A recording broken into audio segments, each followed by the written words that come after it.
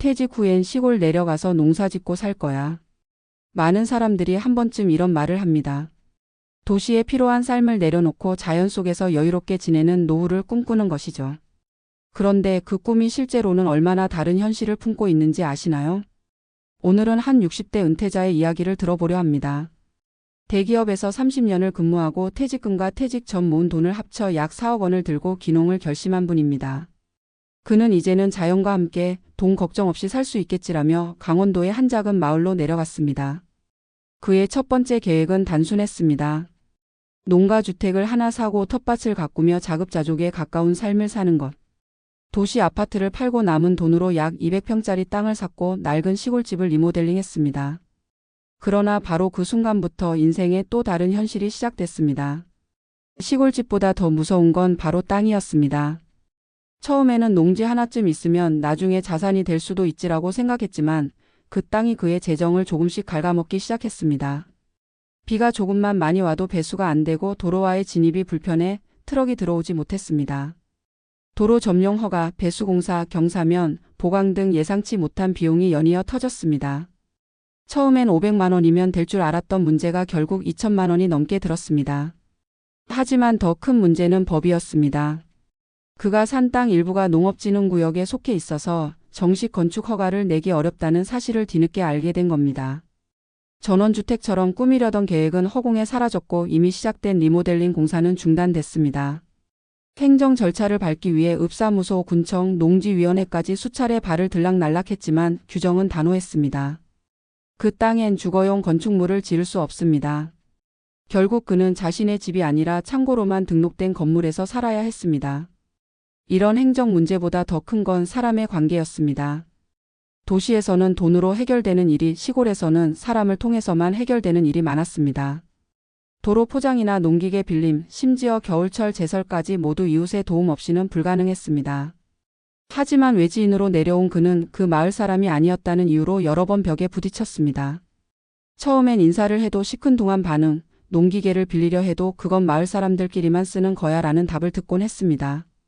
시골은 따뜻할 거야 라는 믿음은 현실의 벽 앞에서 서서히 무너졌습니다.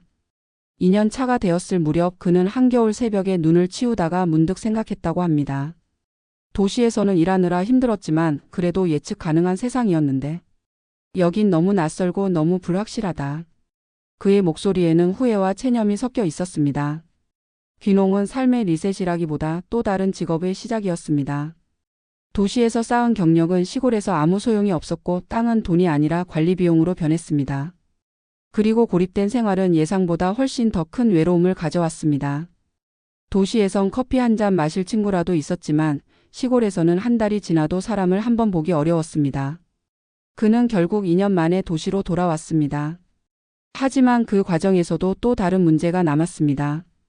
시골 땅을 팔려고 내놨지만 매수자는 나타나지 않았습니다. 땅값이 싸서 산 건데 팔 때는 더 싸게 내놔야 한다는 중개업자의 말은 그를 허탈하게 만들었습니다. 결국 2년 동안의 귀농 실험은 수천만 원의 손실과 함께 끝났습니다. 전문가들은 이런 사례를 두고 귀농의 가장 큰 위험은 환상이 현실을 이길 때 발생한다고 말합니다. 귀농은 단순한 전원 생활이 아니라 경제활동의 전환입니다. 수익 구조가 명확하지 않으면 도시보다 더 빨리 자금이 마릅니다. 도시에서는 월세와 공과금이 고정비였다면 시골에서는 농기계, 연료, 비료, 땅 관리비가 고정비가 됩니다. 게다가 이런 비용은 수입이 없는 상태에서도 계속 발생합니다. 많은 귀농자가 23년 차의 한계에 부딪히는 이유가 바로 여기에 있습니다. 그럼에도 불구하고 시골로 가는 사람은 여전히 늘고 있습니다. 도시의 번잡함, 인간관계의 피로, 물가의 압박에서 벗어나고 싶은 마음 때문입니다. 하지만 벗어남이 곧 평화는 아닙니다. 삶의 무게는 장소를 옮긴다고 가벼워지지 않습니다. 도시의 스트레스 대신 시골의 외로움과 예측 불가능한 변수들이 그 자리를 차지할 뿐입니다. 한 귀농자는 이런 말을 남겼습니다. 시골집보다 더 무서운 건 땅이었어요. 집은 고치면 되지만 땅은 나를 고생시키더라고요. 모든 게 느리고 아무것도 내 뜻대로 안 되니까요. 이 이야기는 단순한 실패담이 아닙니다. 도시와 시골의 경계에서 진짜 내가 원하는 삶은 무엇인가를 묻는 인간의 기록입니다. 귀농은 도피가 아니라 새로운 시작이어야 합니다. 땅을 산다는 건 단순히 자연 속의 삶을 사는 게 아니라 완전히 다른 경제와 사회 구조 속으로 들어가는 일이기도 합니다. 그 사실을 이해하지 못하면 시골은 낭만이 아닌 고립이 되고 땅은 자산이 아닌 짐이 됩니다. 마지막으로 그는 이렇게 말했습니다. 나는 실패한 게 아니에요. 다만 꿈이 현실이 되면 얼마나 다른지 배운 거죠. 그리고 지금은 그때보다 훨씬 현실적으로 내 삶을 설계할 수 있게 됐어요.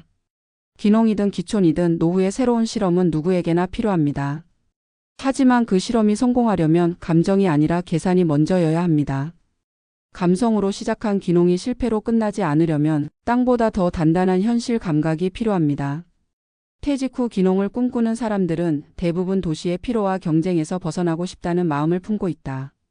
매일 반복되는 출근길, 끊이지 않는 업무 스트레스, 사람 사이의 복잡한 관계 속에서 이제는 자연 속으로 돌아가 한가롭게 살고 싶다는 생각이 마음속에 싹 튼다. 도시의 아파트를 팔고 자동차를 정리하고 그 돈으로 시골의 작은 땅과 낡은 집을 산다.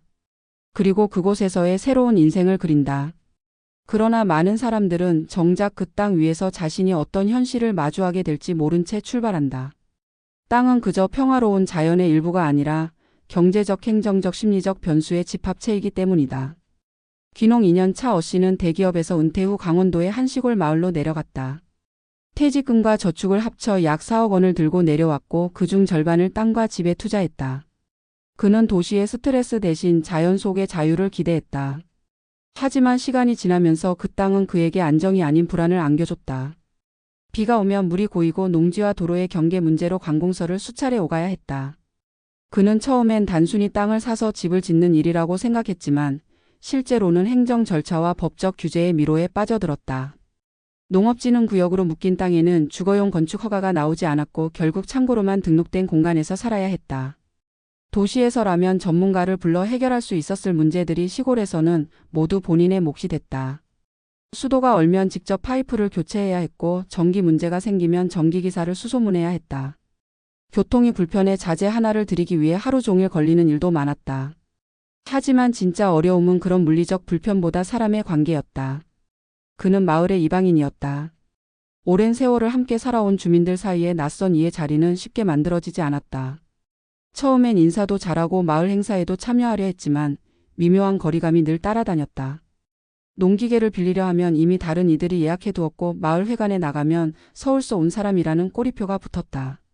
이웃과의 관계는 도시보다 훨씬 가까워야만 살아갈 수 있지만 동시에 훨씬 더 배타적이다.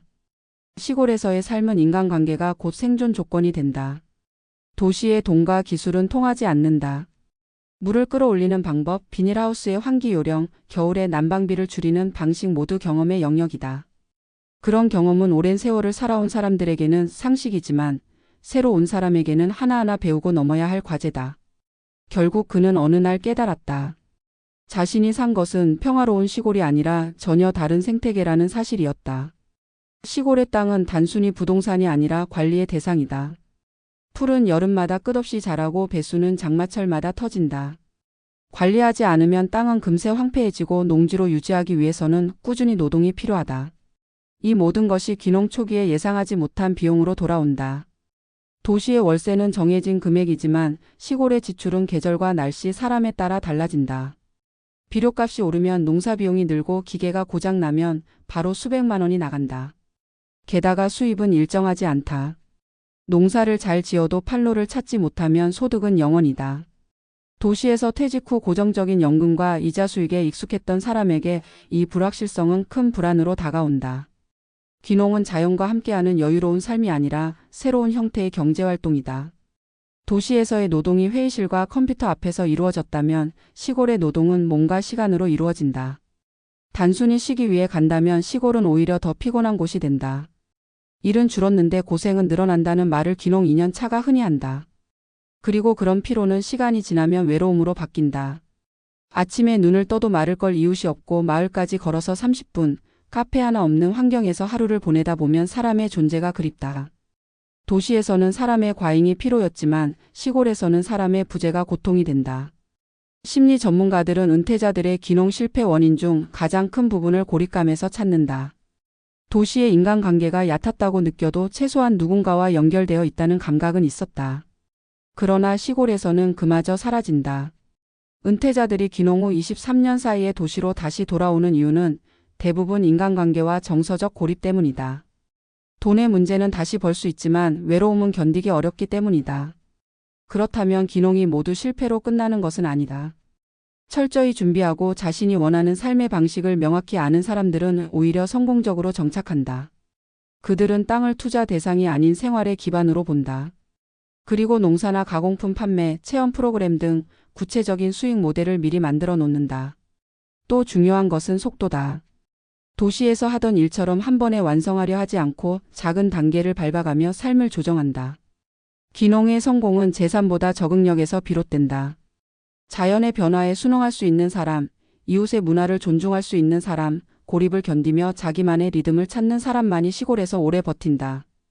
은퇴 후의 삶은 도피가 아니라 전환이어야 한다. 도시의 삶이 끝났다고 해서 시골의 삶이 준비된 것은 아니다. 전원 생활을 꿈꾼다면 먼저 자신에게 물어야 한다. 나는 정말 자연을 좋아하는가 아니면 도시의 피로를 피하고 싶은가? 두 마음의 출발점은 비슷해 보이지만 결과는 완전히 다르다. 피하고자 하는 마음으로 내려간 사람은 결국 또 다른 불편을 피하지 못하고 돌아온다. 하지만 받아들이려는 마음으로 간 사람은 불편 속에서도 새로운 의미를 찾아낸다. 귀농 2년 차의 눈물은 실패의 상징이 아니라 현실의 교과서다. 그가 겪은 시행착오는 앞으로 귀농을 꿈꾸는 이들에게 값진 경고가 된다. 땅은 단단하지만 그 위에 세우는 삶은 유연해야 한다.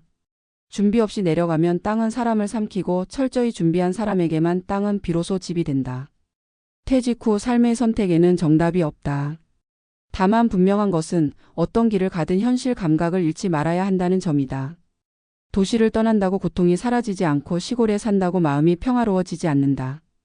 결국 모든 문제는 장소가 아니라 나의 태도에 있다. 그 귀농인은 지금 다시 도시의 작은 아파트로 돌아왔다. 그러나 그는 말한다. 그때의 실패 덕분에 이제는 내 한계를 알게 됐어요. 그리고 진짜 원하는 게 뭔지도요. 그에게 시골의 땅은 두려움이었지만 동시에 깨달음이었다. 은퇴 후의 삶은 도전이 아니라 실험이다. 그 실험에서 얻은 교훈은 단 하나다. 낭만보다 중요한 것은 준비이고 감정보다 강한 것은 현실이다. 시골집보다 더 무서운 건 땅이 아니라 준비되지 않은 마음이었다.